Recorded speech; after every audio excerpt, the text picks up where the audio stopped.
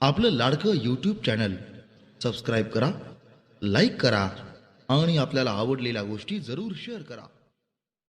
माझ्या महाराष्ट्रातील बांधवांनो, भगिनींनो आणि मातांनो, नमस्कार. जय महाराष्ट्र. बऱ्याच दिवसानंतर आपण भेटतो आहोत. जवळपास 1 महिना होऊन गेला असेल. या एका महिन्यामध्ये जे काय घडलं ते आपल्या समोर घडलेलं आहे. अनेक संकटांचं असं असतं की यायला लागले की एका मागोमाग एक येतात. कोरोनाशी लढतो आहोत, त्याच्यात मध्ये निसर्ग चक्रीवादळ आलं. आपण सर्व किनारपट्टीतली लोक श्वास रोखून बघत होतो की हे वादळ नेमकं कुठे धडकणार. रायगडमध्ये ते धडकलं आणि त्याची नंतर जी काय मी पाहणी केली त्या वादळाची भीषणता भयानक होती. जे त्या वादळाच्या तडाख्यात सापडले नशिबाने वाचले असं मी म्हणेन, पण त्याचबरोबरीने आपल्या शासन यंत्रणेने सुद्धा खूप चांगलं काम केलं. मनुष्यहानी किंवा प्राणहानी, जीवितहानी कमीत कमी कशी होईल यासाठी सतर्कता दाखवली. एक सुद्धा कोळी बांधव किंबहुना एक सुद्धा मच्छीमारी करणारी बोट आपण समुद्रात राहू दिली नाही. त्याने वेळेमध्ये आपल्या घरात आणलं, सुरक्षित जागी हलवलं आणि त्यामुळे प्राणहानी झाली, पण ती कमीत कमी ठेवण्यात आपल्याला काही प्रमाणात यश आलं. आर्थिक नुकसान तर झालेलं आहे. मोठी मोठी झाडं उन्मळून पडलेत, फळबागा उद्ध्वस्त झालेल्या आहेत, घरांचे छपरे उडून गेलेले आहेत. नुकसान अतोनात झाले, पण त्या अतोनात नुकसान म्हणजे विजेचे खांब सुद्धा उन्मळून पडलेले आहेत. या नुकसानीमध्ये आपण हेही पाहिलं की सरकार खंबीरपणाने ह्या सर्व किनारपट्टीतल्या कोकणवासियांच्या आणि जिथे जिथे हे वादळ पुढे सरकलं, ज्यांचं नुकसान झालं त्या सगळ्यांच्या पाठी खंबीरपणे उभं आहे. या गेल्या काही दिवसात काय झाले, एक तर आपण अशी भेटू शकत नाही आहोत. हा विकास म्हणायचा का, कल्पना नाही, पण प्रत्यक्ष भेटी होत नाहीत आणि असं भेटावं लागतंय.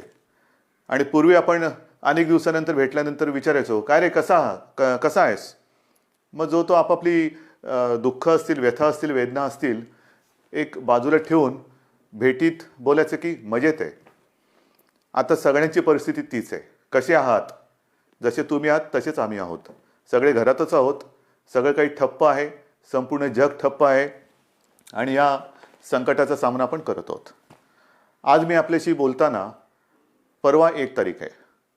ही 1 तारीख आषाढी तर आहेच, पण जे आपल्यासाठी डॉक्टर्स योद्धे बनून लढत आहेत त्यांचा डॉक्टर्सचा राष्ट्रीय डॉक्टर दिन आहे. त्या सगळ्यांना मी त्यांचं कौतुक करतो, त्यांना धन्यवाद देतो.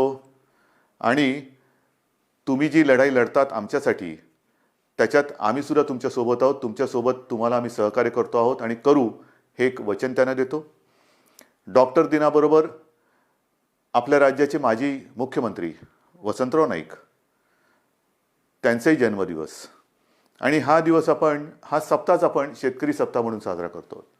म्हणजे दोन्ही जे आत्ता आपल्याला जीव वाचवत आहेत त्या डॉक्टरांचा तो दिवस आहे आणि योगायोगाने वसंतरावांच्या जन्मदिवसाच्या निमित्ताने जो शेतकरी दिन साजरा करतो, म्हणजे आपल्याला जगाला जो आपलं धान्य पिकवतो, त्यांचा सुद्धा हा एक दिवस आहे. म्हणून मी या दोन्ही शेतकऱ्यांना आणि माझ्या डॉक्टर्सना विनम्र नमस्कार करतो आणि आपल्याशी आता बोलतो. साहजिकच आहे, 30 तारखेपर्यंत हा लॉकडाऊन आहे. माननीय पंतप्रधानांनी 30 जूनपर्यंत हा लॉकडाऊन जाहीर केलेला आहे. 30 जून नंतर काय होणार, मी यापूर्वीच आपल्याला सांगितलेलं आहे की आता लॉकडाऊन हा शब्द बाजूला ठेवायचा आणि हळूहळू आपण एक एक गोष्टी, सोयी सुविधा, सेवा ह्या उघडत जाणार. म्हणजेच 30 तारखेनंतर लॉकडाऊन उठणार का, तर अत्यंत स्पष्ट शब्दात नाही. मग काय होणार, असंच राहणार का, तर तेही उत्तर नाही आहे. आपण गेले 15-20 दिवस अनुभवतो आहोत. एक एक करत महाराष्ट्रामध्ये आपण अत्यंत काळजीपूर्वक पावलं टाकत सेवा सुविधा आणि काही गोष्टी म्हणजे दुकानं असतील, आजपासून आपल्या नाभिकांची जी सेवा आहे ती सुरू होते आहे. अशा काही गोष्टी सुरू करतो. दुकानं सुरू झालेली आहेत. काही ऑफिसेस काही प्रमाणात त्यांच्या कर्मचारी वर्गाची उपस्थिती त्यांना आपण परवानगी देऊन ती सुरू झालेली आहे. तर एक एक गोष्टी आपण सुरू करत चाललेलो आहोत. हे हळूवार का करतो आहोत आपण? याचं कारण अजूनही संकट नाही टळलेलं. एक गोष्ट नक्की लक्षात ठेवा की आपण जे मिशन बिगिन अगेन किंवा पुनश्च हरिओम म्हणून सुरुवात केलेली आहे, ह्याचा अर्थ धोका टळलेला नाही. पण आपण थोडंसं कात्रीत सापडलेलो आहोत. ज्याला म्हणतात ना, इकडे आड आणि तिकडे विहीर. आपल्याला इथेही पडायचं नाही आणि तिथेही पडायचं नाही. मधोमध बरोबर आपला तोल सांभाळून हे संकट पार पाडायचं आहे. संकटाचा काळ हा पार पाडायचा आहे. आणि म्हणून केवळ आणि केवळ अर्थचक्राला एक गती द्यायला आपण सुरुवात करण्यासाठी म्हणून एक एक गोष्टी आपण उघडत चाललेलो आहोत. एखादी गोष्ट उघडली म्हणजे धोका टळलाय, आता आपण बिनधास्त, अजिबात नाही. कृपा करून तशा गैरसमजात, तशा भ्रमात राहू नका. कारण तसं जर का आपण वागू तर करोना आवासून बसलेलंच आहे. आपण करोनापासून वाचण्यासाठी घरात राहा म्हणून तुम्हाला मी सांगितलेलं आहे. अनावश्यक कामासाठी बाहेर पडू नका. आवश्यक असेल तेव्हा आणि तेव्हाच घराबाहेर पडा, हे माझं आजही सांगणं आहे. तुम्ही म्हणाला, अरे हा काय आलं की नुसतं आपलं काळजी काळजी आणि काळजी. आपलं सरकार काळजीवाहू नाहीये. कारण नेहमी असं म्हणतात, ज्या सरकारला स्वतःची काळजी असते त्याला काळजीवाहू म्हणतात. हे सरकार तुमचं आहे, मजबूत आहे आणि तुमची महाराष्ट्राची काळजी घेणारं हे सरकार आहे. आणि म्हणून माझं कर्तव्य आहे की तुम्हाला धोक्यापासून सावध करणं. बाहेर जर का आपण पडलो आणि बिनधास्त वावरलो तर धोका आहेच. प्रत्येक पावलावरती धोका आहे. मला एका गोष्टीचा नक्कीच अभिमान आहे की माझे सगळे महाराष्ट्रातले बांधव, माता भगिनी ह्यांचा सगळ्यांचा माझ्यावरती, आपल्या सरकारवरती विश्वास आहे. आणि जे जे काही सरकार सांगतंय त्या सूचना तुम्ही पाळता आहात, म्हणून मला तुमचा अभिमान आहे. हे करत असताना काही ठिकाणी जसं आपण लोकलची मागणी केली होती, त्या लोकल सुरू झालेल्या आहेत. मुंबईमध्ये ग्रामीण भागामध्ये उद्योगधंदे सुरू झालेले आहेत. तिथे सुद्धा लोकांचं येणं जाणं सुरू झालेलं आहे. विशेष म्हणजे जो शेतकरी, ज्याचा उल्लेख मी सुरुवातीला केला, तो शेतकरी आपण सगळे लॉकडाऊनमध्ये घरी असलो तरी सुद्धा न थकता, न थांबता आपल्यासाठी मेहनत करतोय, घाम गाळतोय, जमिनीत राबतोय, भूमीमध्ये राबतो आहे, अफाट मेहनत करतोय. त्या शेतकऱ्याच्या सोबत आपण आहोत आणि आपण राहिलं पाहिजे. मला कल्पना आहे की जसजसा हा सीझन आता पुढे सरकतोय, महाराष्ट्रातल्या ग्रामीण भागात, मग मराठवाडा असेल, विदर्भ असेल, काही ठिकाणावरून तक्रारी आलेल्या आहेत आणि त्याची गंभीर दखल आपण घेतलेली आहे. तक्रारी कोणत्या आहेत? बोगस बियाणं. हे दुर्दैव आहे. हे दुर्दैव आहे. ह्याचं कारण शेतकरी हा, एकतर शेतकऱ्याची अवस्था सगळ्यांचीच सारखी झालेली आहे, रोजगारच नाहीये. तरी देखील मागचा पुढचा विचार न करता हा शेतकरी आपल्यासाठी मातीत राबतोय हे आपल्याला सर्वांनाच माहिती आहे. मरमर मरून, राब राब राबून, अफाट कष्ट करून जे बियाणं त्यांनी पेरलं ते बियाणं उगवलंच नाही. मग काय करायचं? दुबार पेरणीचं संकट आलं. आणायचे कुठून पैसे? एक तर असंही कर्जाचं ओझं जे आपण बऱ्याचशा प्रमाणात उतरवलेलं आहे आणि जे राहिलेलं आहे, जो शेतकरी माझा या कर्जमुक्तीच्या योजनेमधून काही कारणासाठी, म्हणजे जसं मी मागे सांगितलं तुम्हाला की 2 टप्प्यात जे आपण करणार होतो कर्जमुक्ती, त्याच्यातला काही भाग, काही लाख शेतकरी हे नेमकं तिथल्या स्थानिक निवडणुका आल्या, आचारसंहिता सुरू झाली म्हणून ही कर्जमुक्ती तिथली थांबली. त्याच्यानंतर करोनाचं संकट आलं म्हणून ही कर्जमुक्ती थांबली. पण आता आपण ठरवलेलं आहे की लवकरात लवकर हा उरलेला सुद्धा शेतकरी आहे त्याला देखील कर्जमुक्त करायचं. मग हे असं सगळं करून पैसा जमवून तो आपल्यासाठी बियाणं विकत घेतो, पेरतो आणि राबतो आणि बियाणंच उगवलं नाही. पण मी माझ्या शेतकरी दादांना सांगू इच्छितो की तुम्ही काळजी करू नका. हे सरकार तुमचं आहे. ज्यांनी तुम्हाला फसवलेलं आहे ते कायद्याच्या कचाट्यातून सुटणार नाही. त्यांच्यावरती गंभीर गुन्हे दाखल करून त्यांना सजा तर होईलच, पण जे नुकसान तुमचं झालेलं आहे, त्यांनी केलेलं आहे, त्यांच्याकडनं तुम्हाला हे सरकार नुकसान भरपाई सुद्धा मिळून दिल्याशिवाय राहणार नाहीये. काळजी करू नका. हे सरकार म्हणजे असं बेवारशाचा कारभार नाहीये, कोणी यावं आणि माझ्या महाराष्ट्रातल्या जनतेला फसवून जावं, अजिबात नाही चालणार. ज्यांनी शेतकऱ्यांना फसवलेलं आहे त्यांना शिक्षाही होणार, त्यांना शिक्षाही करणार. आणि म्हणून मला असं वाटतं की एक संधपणा जो आपल्यामध्ये आहे तो फार महत्त्वाचा आहे. मला विशेष धन्यवाद आणखीन सर्व धर्मियांना द्यायचे आहेत. सर्व धर्मीय, मग त्याच्यामध्ये माझे हिंदू आलेच, मुस्लिमही आले, ख्रिश्चनही आले, शीख पंथी आले, सगळेच आले. ह्याचं कारण मी मागे आपल्याशी बोललो होतो. साधारणतः शिमगा म्हणजे होळी झाली, शिमगा झाला आणि कोरोनाची बोंबाबोंब सुरू झाली, ती अजूनही कायम आहे. सगळ्यांनी मग तो ईद असेल, मग आपली रामनवमी असेल, आता तर मुख्य म्हणजे आषाढीची वारी, आषाढी एकादशी आता परवा आहे, मी चाललोय. पण सगळ्यांनी आपल्याला एक सामाजिक भान ठेवून हे उत्सव अत्यंत शिस्तबद्ध पद्धतीने जसं सरकार सांगते तशा पद्धतीने ते, आता साजरा हा शब्द विचित्र आहे, पण घरातल्या घरात का होईना साजरा करतात. सगळ्यांनाच धन्यवाद दिले पाहिजेत. आपल्या परंपरा आहेत, आषाढी एकादशीची परंपरा, वारीची परंपरा ही किमान 700-800 वर्षापूर्वीपासूनची आहे. आणि आपल्याशी मी आज बोलताना 2020 साल सुरू आहे. मला 2010चं साल आठवलं. 2010 साली मी पांडुरंगाचं दर्शन घेतलं. कसं घेतलं आपल्याला माहिती आहे. मी हा संपूर्ण वारीचा पाठपुरावा केला, पण मी वारीत प्रत्यक्ष सहभागी न होता हेलिकॉप्टरमधून सहभागी झालो आणि एरियल फोटोग्राफी केली. त्याचं पुस्तकसुद्धा मी आपल्या चरणी तुम्हाला मी सगळ्यांना अर्पण केलेलं आहे. पाहावा विठ्ठल. मी विठ्ठल पाहिला, नक्की पाहिला. मंदिरात जाऊन नाही पाहिला कारण मी हेलिकॉप्टरमध्ये होतो, पण अथांग पसरलेल्या त्या वारकऱ्यांमध्ये मला ते विठ्ठलाचं विश्वरूप दिसलं. माझ्यासारखा भाग्यवान मीच असेन. विश्वरूप ज्याला म्हणतात, ते विश्वरूप काय असतं ते विश्वरूप मी त्या वारकऱ्यांच्या रूपात पाहिलं. देहभान हरकून हे वारकरी विठूनामाचा गजर करत चालत असतात. अक्षरशः देहभान हरकलेले असतात. म्हणजे कशाचं काही त्यांना सगळं जग आजूबाजूला आहे नाही आहे, नाही, बस विठू माऊली विठू माऊली विठूनामाचा गजर करत ते चालत असतात.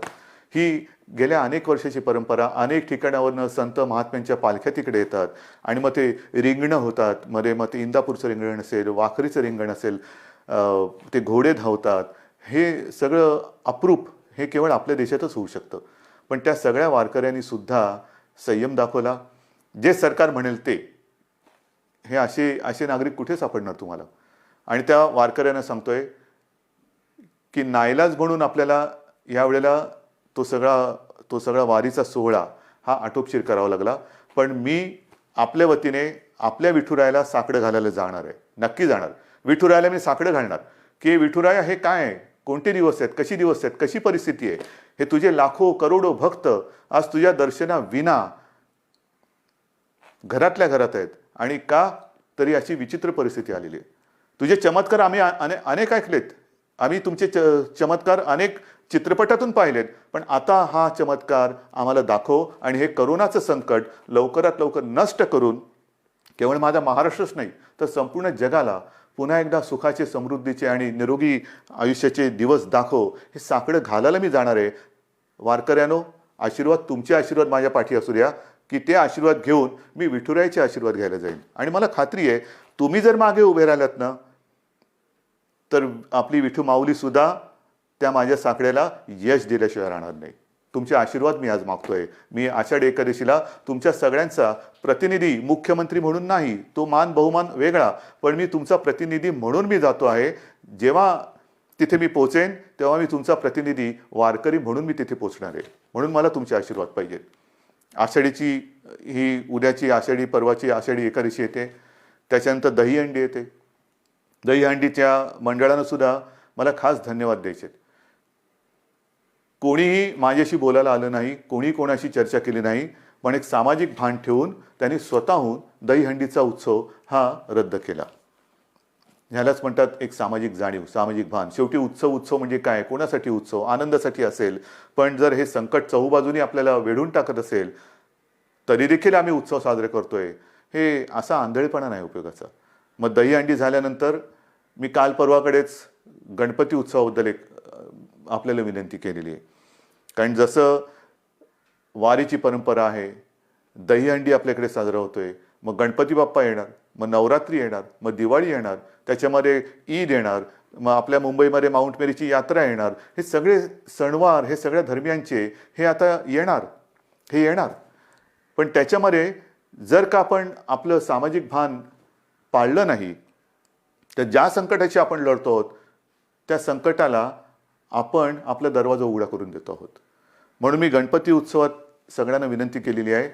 एक तर सर्व मंडळांची मी बैठक घेतली आणि त्यांना सुद्धा मला खास धन्यवाद द्यायचे आहेत की सर्व मंडळांनी एक सुरामध्ये सांगितलं की उद्धवजी, सरकार घेईल तो निर्णय आम्हाला मान्य आहे. तुम्हाला सुद्धा मी मनापासून नमस्कार करतोय आणि गणरायाला सुद्धा हेच जे विठुरायाच्या चरणी मी प्रार्थना करतोय, आपण जो निर्णय घेतलाय की यावेळेला एक सामाजिक भान ठेवून हा उत्सव साजरा करूया. मी सर्वांना विनंती केलेली आहे की जिथे जिथे सार्वजनिक गणेशोत्सव होतात, मुंबई, पुणे, सर्वत्र सर्वत्र राज्यभर होतात. मग काय काय मूर्त्या 15-15, 20-20 फूट असतात, 22 फूट, 23 फूट. नाही, आता ही परिस्थिती तशी नाही आहे. सर्वांनी थोडा संयम ठेवा आणि मूर्तीची उंची जास्तीत जास्त मी 4 फूट सांगितलेली आहे. का 4 फूट सांगितली? तर मूर्ती हलवताना सुद्धा जास्त लोक एकमेकाच्या जवळ येता कामा नयेत. विसर्जनाची सुद्धा आगमनाची मिरवणूक नाही, विसर्जनाची मिरवणूक नाही. मग गणेशोत्सव साजरा कसा करायचा? अजून थोडा अवधी आहे. आपण चर्चा करून त्याच्यातनं सुद्धा हा नेमका कसा करायचा त्याच्यावरती मार्ग काढू. कारण आपण परंपरा जपणारी माणसं आहोत. ज्या लोकमान्यांनी त्या काळात स्वातंत्र्यपूर्व काळामध्ये घरातला गणपती त्यांनी बाहेर आणला, कारण स्वराज्य त्याच्यासाठी लोक एकत्र आली पाहिजेत. म्हणजे त्यांनी सणांची चळवळ केली. आपण चळवळीचा वारसा घेऊन पुढे जायचं आहे. त्या चळवळीमध्ये सगळी लोक एकत्र आली, एकोपा वाढला. आता सुद्धा तो एकोपा कायम आहे. मग हा एकोपा चळवळीसाठी पुढे न्यायचा असेल तर आपण आपला महाराष्ट्र विघ्नहर्त्याचं आगमन होतंय, मग त्याचे आशीर्वाद घेऊन त्याच्या साक्षीने विघ्नमुक्त करू शकतो का, कोरोनामुक्त करू शकतो का, हे आपल्याला बघायला पाहिजे. आणि करू शकतो. जर का आपण ठरवलं तर आपण नक्की करू शकतो. आरोग्यविषयक जर का आपण शिबिरे घ्यायचं ठरवलं, मध्ये मी जसं आपल्याला सांगितलं की रक्ताचा तुटवडा आल्यानंतर रक्तपुरवठा किंवा रक्ताचा साठा कमी होता, तेव्हा मी 2 वेळा आवाहन केलं की रक्तदान करा. मी आवाहन करण्याचा अवकाश, चहूबाजूने रक्तदाते पुढे आले आणि ती जी काय आपली टंचाई होती ती दूर झाली. रक्तदान करा म्हटलं तर रक्तदान केलं. कारण आपण गणपतीचे अंधभक्त नाहीत तर जागरूक भक्त आहोत. आणि त्याच्यासाठी मला असं वाटतं की आरोग्यविषयक काय खबरदारी घेता येईल, काय जागरूकता आणता येईल, काय करता येईल, या सगळ्या गोष्टी आपण हळूवार सांगत जाऊ. तूर्त मी आपल्याला मूर्तीची एक कल्पना दिलेली आहे. रक्तदानाबद्दल मी जेव्हा बोललो तेव्हा आणखीन एका विषयाबद्दल मला आपल्याशी बोलायला पाहिजे, आणि तो विषय आहे रक्तदानाशी निगडीत. तो म्हणजे प्लाझ्मा थेरपी. आपल्याला कल्पना आहे की साधारणतः मार्चपासून हे कोरोनाचं संकट आपल्यासमोर आल्यानंतर त्या संकटाची आपण जे हातात शस्त्र मिळेल ते शस्त्र घेऊन लढतो आहोत. मग लॉकडाऊन असेल, लॉकडाऊन, ट्रॅकिंग ट्रेसिंग असेल तेही करतो आहोत, चाचण्या वाढवतो आहोत. चाचण्या वाढवल्यानंतर उपचार पद्धती. आणि मी नक्की सांगेन, अभिमानाने सांगेन की आपला महाराष्ट्र, आपली मुंबई, जे आपले डॉक्टर्स आहेत, जो आपला टास्क फोर्स आहे, उपचाराच्या बाबतीमध्ये जगाच्या बरोबरीने आपण चाललेलो आहोत. कुठेही एक सूतभर सुद्धा जगाच्या पाठी आपण नाही. चहूबाजूला आपली नजर आहे. कोणत्या देशात काय चालले, या देशात काय चालले, कोणते उपचार होत आहेत, कोणती औषधे होत आहेत. म्हणजे गेल्या आठवड्यामध्ये सहज मी बसलो असताना मला मेसेज आले.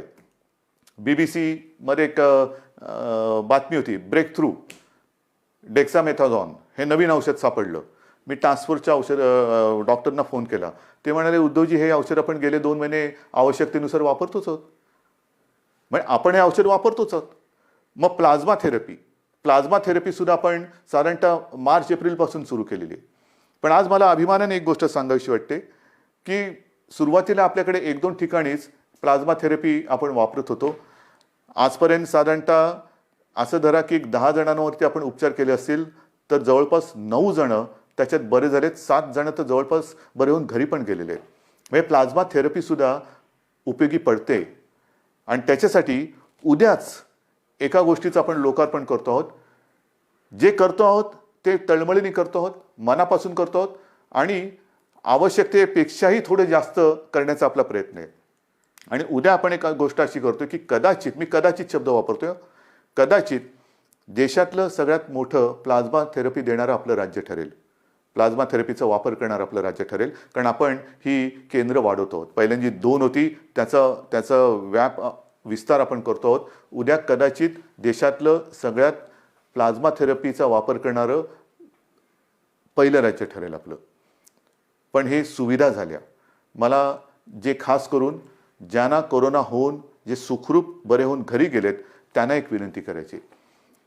रक्तदान हे कसं, एक रक्तदान कोणी करू शकतो, पण प्लाझ्मा कोणाचा वापरू शकतो? रक्तगटाप्रमाणे तर तो वापरावा लागतोच, पण ज्यांना कोरोना होऊन जे बरे झालेत आणि ज्यांच्या शरीरात ती अँटीबॉडी तयार झालेली आहे, अशांचं रक्त घेऊन त्यातनं प्लाझ्मा घेऊन त्या रक्तगटाच्या रुग्णाला जर तो प्लाझ्मा आवश्यकतेनुसार वापरला तर बऱ्याच रुग्णांचा प्राण आपण वाचवू शकता.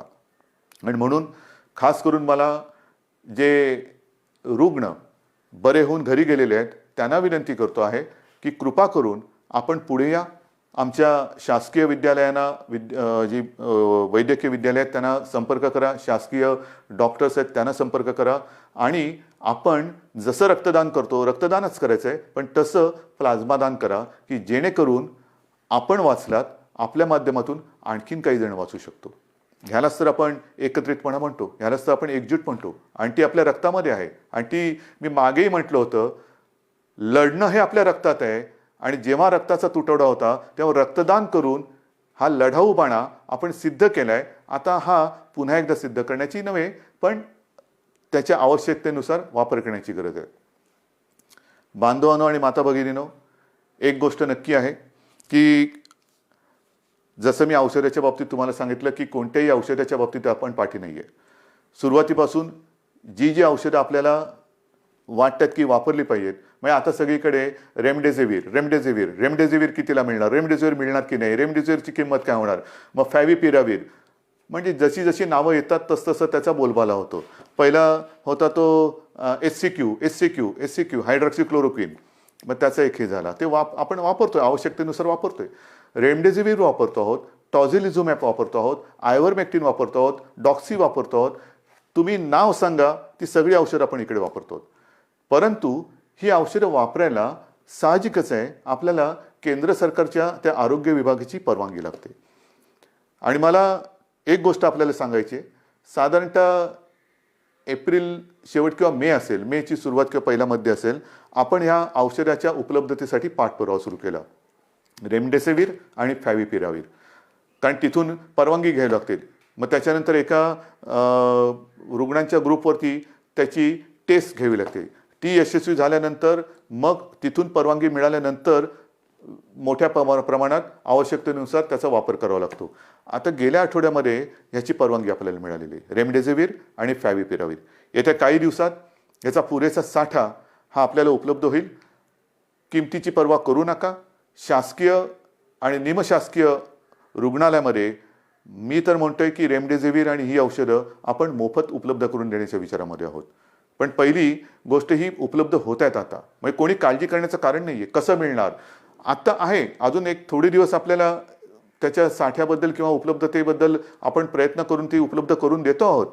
पण एकदा का हा साठा आपल्याकडे किंवा ज्याला म्हणतो ना पुरवठा व्हायला लागला की त्याचा कुठे मी तुटवडा पडू देणार नाही, ही तुम्हाला मी खात्री देतोय.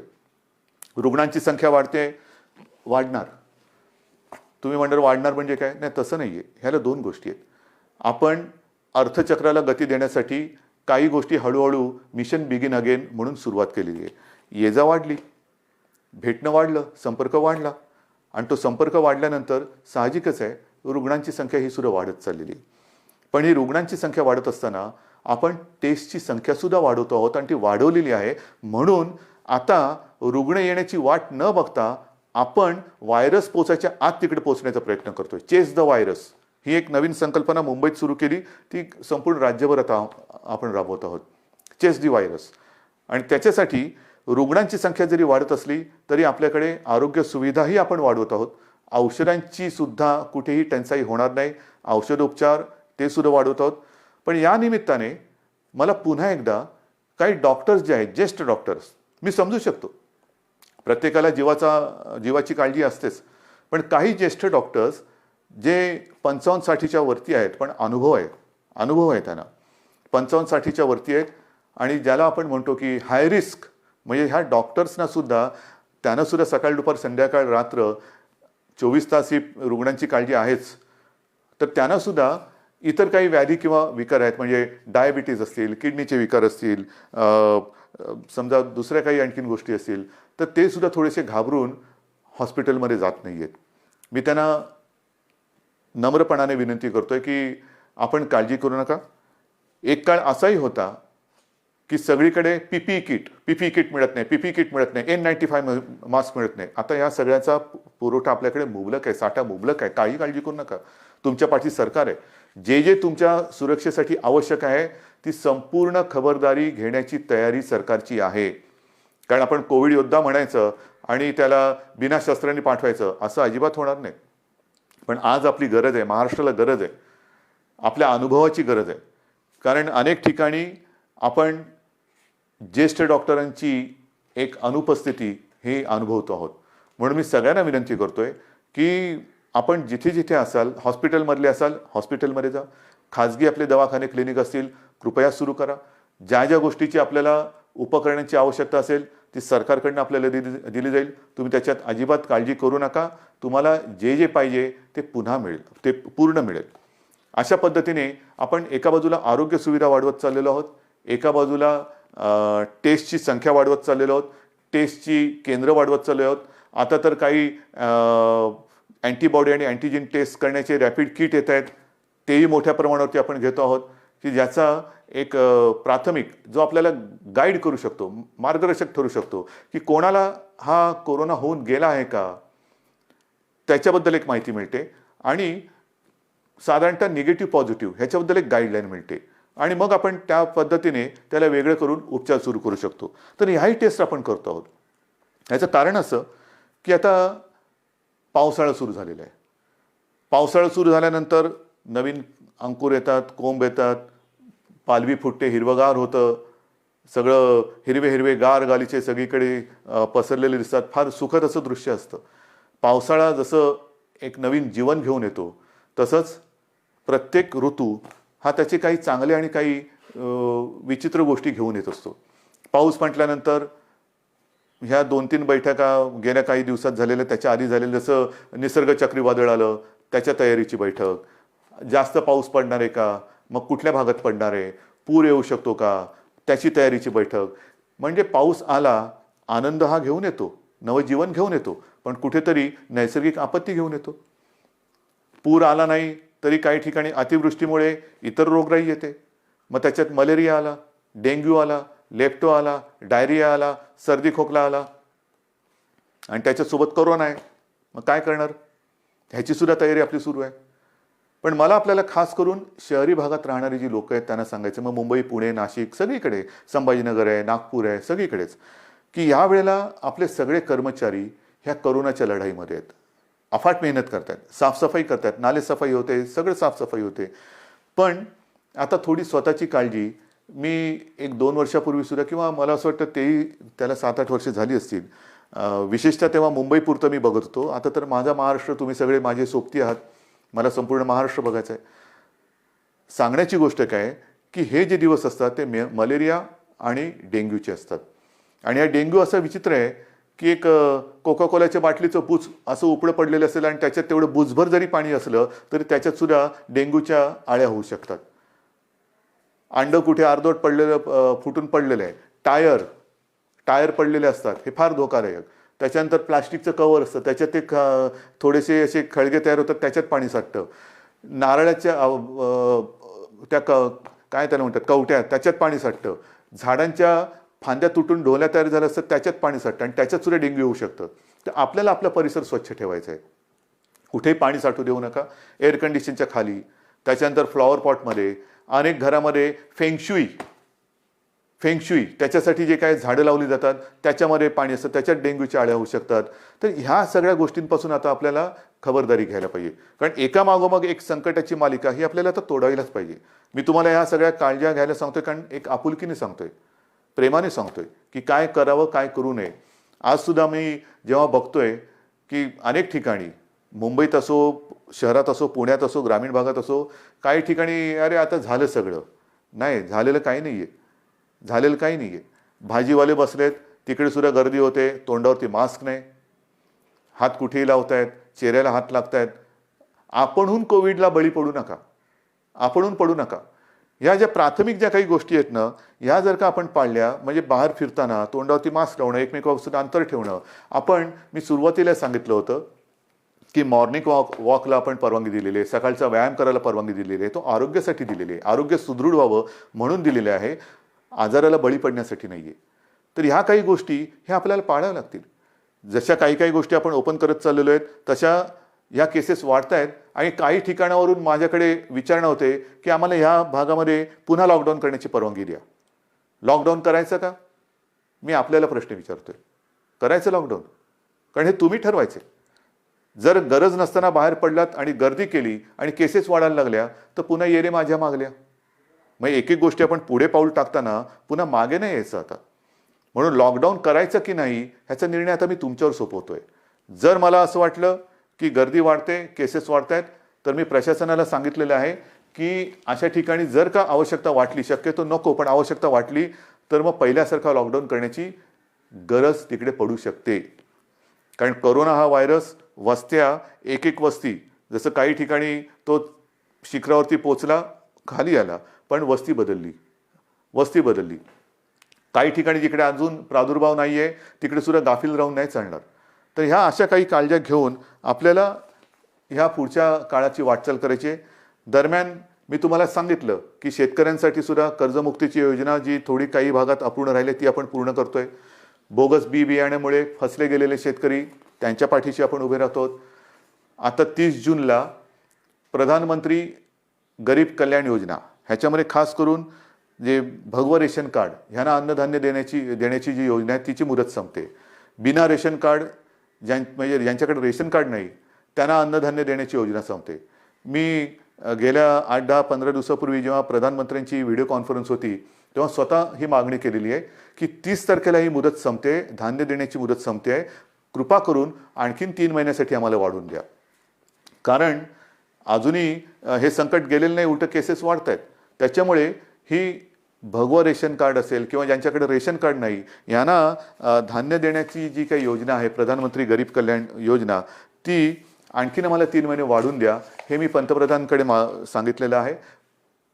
मला खात्री आहे की त्यांना सुद्धा व्यवस्थित सगळ्याची कल्पना आहे आणि ही कल्पना असल्यानंतर लवकरात लवकर आपल्याला त्याच्याबद्दल परवानगी मिळेल ही मला खात्री आहे. हे सगळं झालं चित्र हे आरोग्यविषयक. अर्थचक्राच्या बाबतीमध्ये आपण खचून गेलेलो नाही आहोत.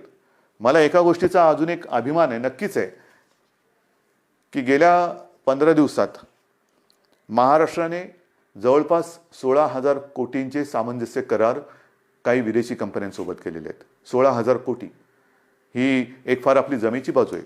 म्हणजे या संकटामध्ये सुद्धा आपला महाराष्ट्र हा विविध गुंतवणूकदारांना आणि उद्योजकांना आपला वाटतोय हे फार महत्त्वाचं आहे. येत आहेत या गुंतवणूकदारांना कुठे आपण दरवाजे बंद ठेवलेले नाही आहेत. या माझ्या महाराष्ट्रात या, माझ्या विदर्भात या, माझ्या मराठवाड्यात या, माझ्या कोकणात या, माझ्या उत्तर महाराष्ट्रात या, पश्चिम महाराष्ट्रामध्ये या, जिथे तुम्ही म्हणाल तिथे तुम्ही या. जे जे काय तुम्ही कराल तुम्ही जरूर करा. तुमच्यासाठी आमच्या महाराष्ट्राची, देशाची आणि महाराष्ट्राची दारं उघडी आहेत. आल्यानंतर साहजिकच आहे अर्थचक्राला गती मिळाली पाहिजे. माझ्या स्थानिक भूमिपुत्रांना नोकऱ्या मिळाल्या पाहिजेत, रोजगार मिळाला पाहिजे. या सगळ्या गोष्टींसाठी आपण नुसतं कोरोना एके कोरोना करत नाही बसलेलो आहोत. इतर सुद्धा काही ज्या गोष्टी आहेत, ज्या उद्योगधंद्याच्या बाबतीत असतील, विकास कामाच्या बाबतीत असतील, ह्याही गोष्टी, ह्याही आघाड्यांवरती आपण ती ऑफिसेस लॉकडाऊनमध्ये ठेवलेली नाहीत. आपला संपर्क सुरू आहे. सगळ्यांना आपण संपर्क करतो आहोत, त्यांच्या आवश्यकता समजून घेतो आहोत. आपण त्यांना काय देऊ शकतो त्याच्यावरती विचार करतो आहोत. काही अटी तटी शर्ती म्हणजे आल्यानंतर असं काही जणांना होतं नको तो बाबा महाराष्ट्र आम्ही चाललो परत, तसं नाही आहे. तुम्ही सांगा काय काय आम्ही करू शकतो, हे आम्ही करू शकतो, ते तुम्हाला मान्य असेल जरूर या. एकदा आलात की तुम्हाला कुठेही आडकाठी केली जाणार नाही. या पद्धतीने आपण जातो आहोत. मग ते पर्यटनाच्या बाबतीत असेल, उद्योगधंद्याच्या बाबतीत असेल, चहूबाजूनी आपण आपले प्रयत्न सुरू आहेत. ह्याचं कारण असं की आपल्याला सर्वांना कल्पना आहे की आपलं अर्थसंकल्पीय अधिवेशन सुरू होतं. अर्थसंकल्प मांडला काय, नवीन स्वप्न घेऊन आम्ही तुमच्यासमोर आलो काय आणि अचानक हे संकट आल्यानंतर तेही अधिवेशन आपल्याला आवर्त घ्यावं लागलं. ती अशी सगळी परिस्थिती आहे. ह्या परिस्थितीचा मुकाबला करतो आहे. शिक्षणाच्या बाबतीत सुद्धा निर्णय तुम्हाला मी सांगितलेला आहे. तर सगळ्यांचीच काळजी घेतोय. शाळा सुरू होणार का, तर माझं म्हणणं आहे शाळा सुरू होणार का पेक्षा शिक्षण कसं सुरू होणार त्याच्यावरती आपण लक्ष देतो. मग ते शालेय शिक्षण असेल, महाविद्यालयीन शिक्षण असेल, सगळ्याच बाबतीत आहोत. तर असं एक एक एक एक एक गोष्टी आपण करत चाललेलो आहोत. मला खात्री आहे जसं जे सहकार्य तुम्ही आजपर्यंत मला केलं, सरकारला केलं, तसंच याही पुढे कराल. जे जे काय आपण करू ते मी तुम्हाला आधीच सांगितलेलं आहे की तुम्हाला न सांगता मी काही करणार नाही. लॉकडाऊन हा शब्द जरी मी वापरत नसलो तरी याचा अर्थ आपण परवापासून सगळं काही उघडतो आहोत असा गैरसमज करून घेऊ नका. आज देखील आपल्याला उलटं आज जास्त शिस्तीची गरज आहे. कारणाशिवाय बाहेर पडू नका. कारण आपण असं म्हणतो की ज्येष्ठ नागरिक म्हणजे घरातले आई वडील कोणी ज्येष्ठ सगळे आपले कुटुंबीय त्यांची काळजी घ्या, मुलांची काळजी घ्या आणि तरुणांनो बाहेर पडा. ह्याचा परिणाम असा होतोय की तरुणसुद्धा आता संक्रमित व्हायला लागलेले आहेत. आणि बऱ्याच ठिकाणी आजही म्हणजे आजसुद्धा एक गोष्ट चांगली आहे की 80% लोकांना लक्षणच दिसत नाही. पण लक्षण दिसले नाहीत ह्याचा अर्थ त्याला प्रादुर्भाव झाला नाही अशातला भाग नाही. मग तो लक्षणं न दिसणारा तरुण घरात इतरांना त्याचा संपर्क झाला तर तो एक प्रादुर्भाव होऊ शकतो. म्हणून ह्या सगळ्या गोष्टी आपल्याला खूप काळजीपूर्वक करायच्या आहेत. बाहेर पडलात तोंडावरती मास्क पाहिजे, हात सतत धुत राहिलं पाहिजे, सॅनिटायझर वापरायला पाहिजे, साबणाने हात धुवायला पाहिजे. ह्या सगळ्या गोष्टी ह्या अजूनही आपल्याला काही काळ पाळाव्याच लागतील. कारण ह्या केवळ आणि केवळ आपल्या म्हणजे तुमच्या भल्यासाठी आणि आपल्या कुटुंबियांसाठी. आणि दुसरी गोष्ट अशी की मगाशी मी जे डॉक्टर्सना विनंती केली ती एवढ्यासाठी की ज्येष्ठ डॉक्टर्सना मी विनंती केली की आपण स्वतः जाणीवपूर्वक जातीने लक्ष द्या. कारण ही साथ विचित्र आहे. कारण तो रुग्ण त्याचे कुटुंबीय तुमच्या ताब्यात देत असतात. ते कुटुंबीय त्याला भेटू शकत नाहीत. पण केवळ आणि केवळ तुमच्या भरोश्यावरती घरातली प्रिय व्यक्ती ही तुमच्या ताब्यात ते सोपवत असतात. तर त्यांच्याकडे आपण आपुलकीने प्रेमाने लक्ष द्या. आपण आपल्या कुटुंबातला म्हणून त्यांच्याकडे बघा. ही जर का आपली जवळीक साधली गेली ना तर माझं मत आहे की करोना वगैरे असंच निघून जाईल. तर हा जो काही दुरावा थोडा राहिला असेल भीतीपोटी, ती भीती तुम्ही सरकारवरती सोपवा. तुम्हाला काय उपकरणं पाहिजे ती सांगा, सरकार तुम्हाला देईन. पण आता ह्या अंतिम टप्प्यात आपल्याला हे युद्ध अर्धवट सोडून चालणार नाही. इथपर्यंत आपण लढत आलेलो आहोत. आता जर का आपण गाफील राहिलो तर मग पुढे आपण जाऊ शकत नाही. अजूनही संकट टळलेलं नाही, धोका टळलेला नाही. पण हा धोका पत्करून जे करता येणं शक्य असेल त्या गोष्टी आपण हळुवारपणाने उघडत चाललेलो आहोत.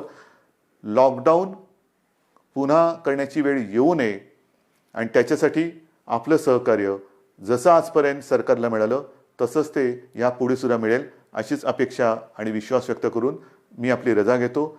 जय हिंद, जय महाराष्ट्र.